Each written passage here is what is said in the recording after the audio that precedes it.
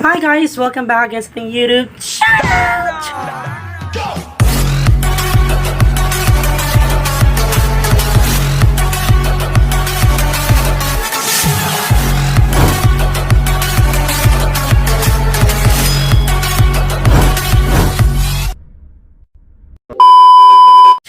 So for today's video everyone is hindi tayo nakagawa ng mga video or mga bagong vlogs kasi nga may lag na tayo best. Yung mga ganun. So yun na nga, hindi tayo nakagawa ng mga bagong vlog. So actually nag-apply na ako for monetization kahapon. So yung step 3 na lang yung inaantay ko. So go for monetize na tayo mga sis! So yun na nga, sakit ng ulo ko dahil Diyos ko ginawa ko. Nilagdat na ako. Oo, kahapon. Nag-post? Sa organize window, buwan ka ng buwan na?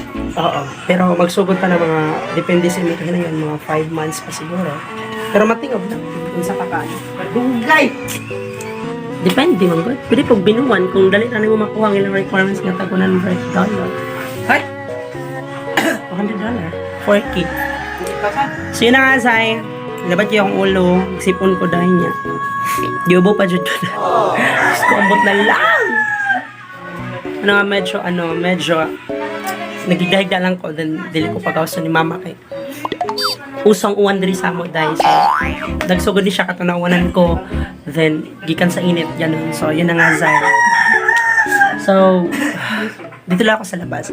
So actually wala may kaon ba yun? Yun na nga, sexy ba? Yun na nga, ay ambot na lang dyan, basta mo na to, wala ako upload. Pero if ever ma-monetize na ta or ma-approve na tong step 3, so yun na nga, mag-vlog na punta for monetization. The celebration of monetization. So karon, dito lang muna tayo sa bahay kasi nga hingos pa mo. Dito lang muna tayo sa bahay kasi nga nilalag na tayo. Bawal lumabas, ganun. So may dumaan, tanaw siya dahil pa ba? Ganun. So gahapon nagsugod ni siya niya, margitakigan ko gabi, pinabang-bangga. Ito nagbukot ko habol dray kayo.